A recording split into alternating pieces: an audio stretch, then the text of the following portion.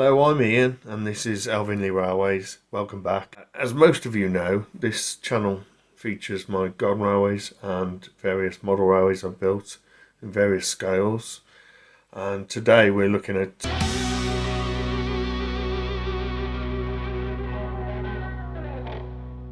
Hanover Falls, which is my Z gauge railway, which runs American and European stock. Recently I realised that my old phone was taking much better footage of my model railways, because generally I'll use my GoPro outside and inside I'll use my phone. Well, what happened, the phone that I was using for inside footage dropped down the loo, and I quickly washed it obviously, and panicked, watched it very quickly, and it was sort of still kind of working, and I got all the photos off it that I had on it. This was probably a couple of years back, and then it sort of died, and then out of the blue I thought, I'll see if it's still dead, and it came back to life, and that's what I'm using right now. So I'm filming on a toilet phone, and yeah, the footage I've took on this video for this video now is done on the toilet phone. But yeah, as I say, it was completely washed as soon as it came out the toilet. Completely clean. It's completely clean, so you won't get any germs from watching this video, I promise. If you've not seen Z gauge before, it is very, very small. You can see the size comparison here with the guitar plectrum stood next to this loco.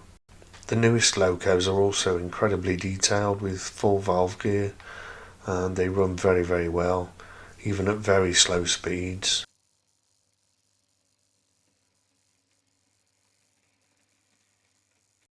This American loco is a very recent addition to the fleet.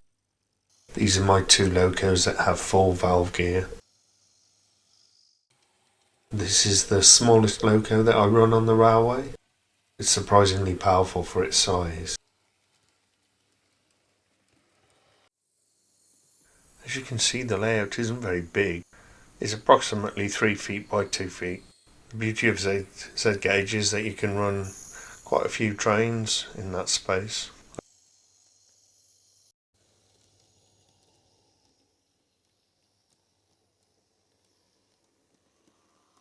Newer locos have got 5-pole motors or even coreless motors, very recent ones, but the older ones have got 3-pole motors, such as this little loco here. The 3-pole motors still work really well. They're a bit noisier, and maybe slow speed running isn't quite as easily achieved. I decided to go for 2 single lines, and I want them to have passing loops. They're completely separate, the 2 lines are. A lot of the accessories that I used are Engage accessories, such as the signal gantries, which are the Pico ones, and the bridges, which are also Pico items. The overhead electrification is by Märklin, as is the track. The ballasting is quite an ingenious method by Bush, which involves double-sided sticky tape under the track, and then the ballast granules placed on top after the track's laid. The shed that you see there was another Engage item which I used, and I built a little tiny shed inside it as a little office. That was scratch built. Someone had cast the tunnel mouths and bought them from eBay. The railway was featured in Continental Modeler in this issue. They used my pictures in that, and there you can see one of my American trains going over the bridge. I'm not an expert on German or American trains.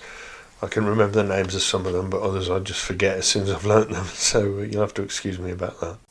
The little water tower is a 3D printed item. Again, it was designed for Engage.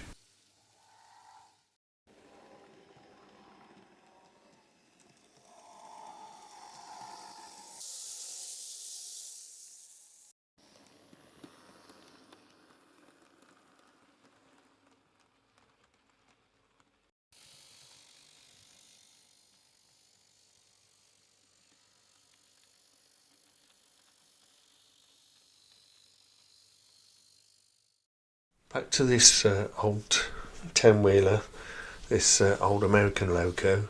This was bought in a set recently of the loco and 4 coaches, and bought it from eBay. It's pretty rare, so I was really pleased to find it. And in it had the receipt which showed when it was bought. Yeah, it was bought in 2006, and it looked like it had hardly been used, if at all. Put it on the track and it ran perfectly straight away, which just shows how good Märklin stuff is. It's got a 5-pole motor in that loco, and it's also got separately fitted handrails. The railway's done 2 model railway shows so far, at Bromwith and at Swansea.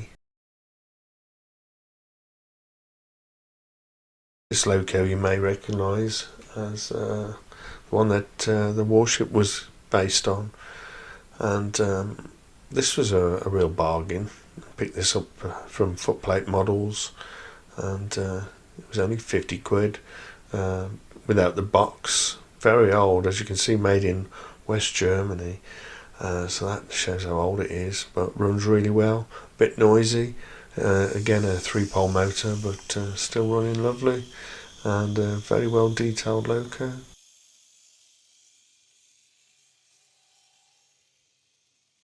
The water was a mixture of Vallejo and Woodland Scenics products.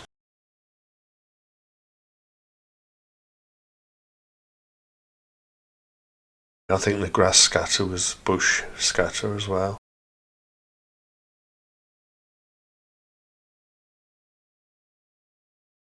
The fence is made from a very, very thin layer of ply, which was then sort of torn and sort of cut to give a rough edge, and the gate was made from guitar strings painted.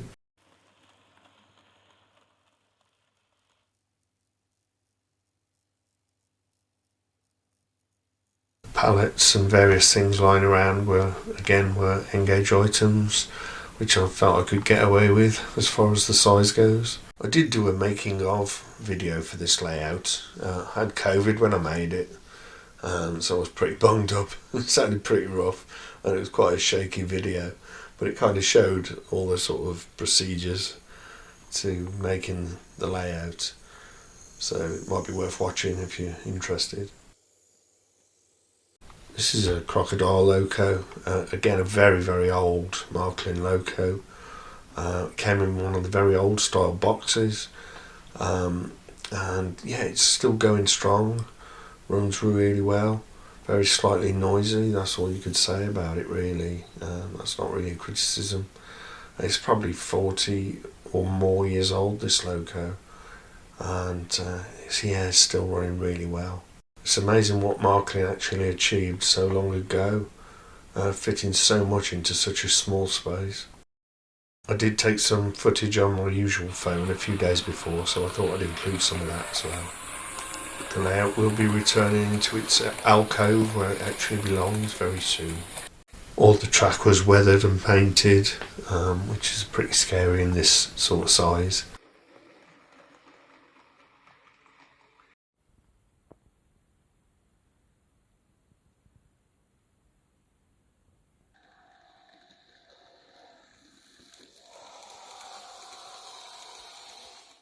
The rock faces were made using filler. The trees are by Bush, and Woodland Scenics items were also used for scenery. But was probably a bit of a mixture, to be honest.